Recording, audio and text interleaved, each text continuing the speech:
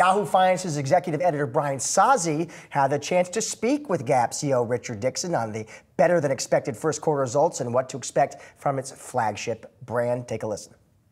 We had such a good, strong quarter, exceeding expectations again. We had 3% comp growth on top line.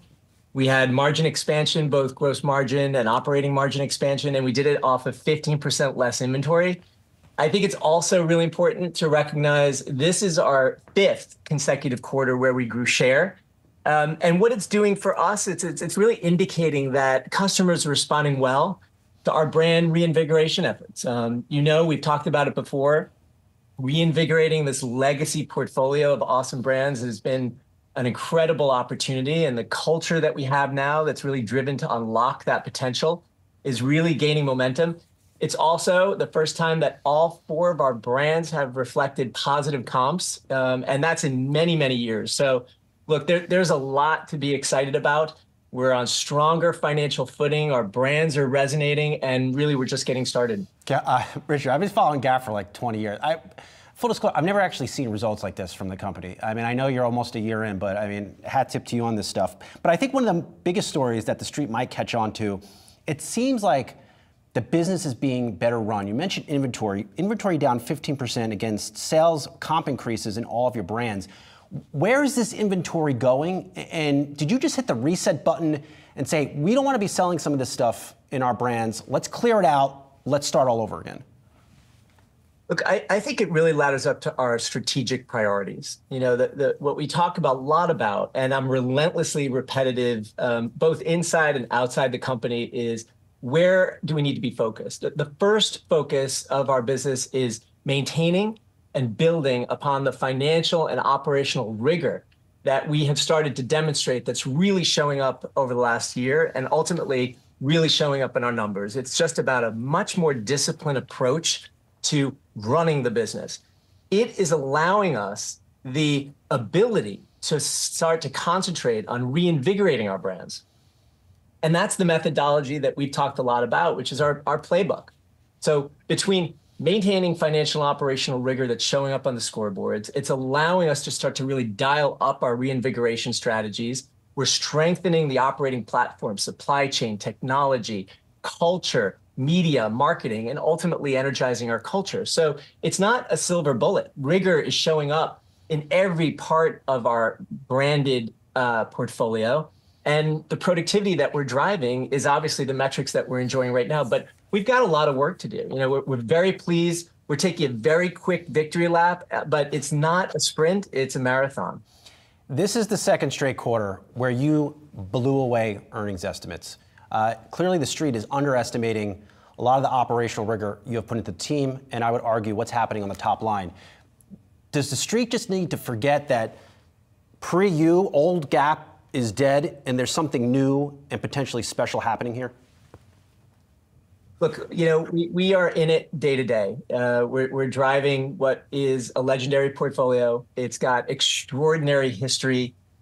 We've talked a lot about the history of our brands. There's been what I'd call strategically well-intended initiatives over the last many years, some of which execution-wise was flawed. Despite all of that, we have extraordinary brand recognition. We've got fandom out there with people who love us. And our mission, if you will, is to drive more relevance and revenue through a culture of creativity. And we're seeing the early stages of those successes. In the context of the relationship both inside the company and outside, we're as transparent as it gets. We've got work to do. We're diligent in the priorities that we have, and we're executing with excellence. And the scores on the board are there. And most importantly, our customers are reacting. Measuring ourselves with market share gains, recognizing this is a tough industry. In a declining industry, we are actually growing.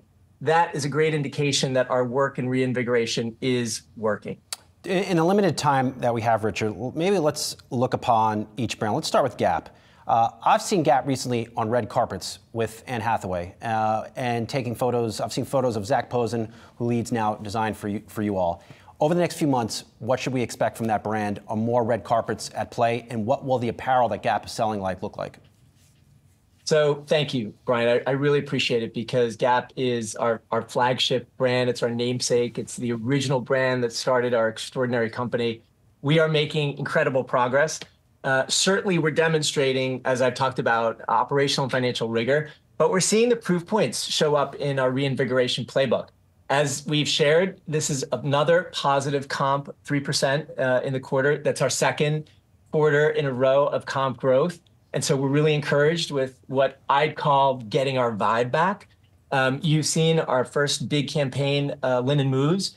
It is a great example of Gap, I would say, having a voice in culture again. I mean, we turned linen, which is a summer fabrication every year, we turned it into a big idea. We drove it with compelling in-store merchandising, extraordinary digital execution, and our sales in linen are double digit versus last year. We're going to continue to lean into this through the summer. You're going to see a lot more product, a lot more variety. And as I've said before, Gap is a pop culture brand. You know, we've been showing up in the cultural conversation. Besides, you know, the linen campaign, you mentioned it, our Met Gala dress, which was worn by Dave Vine.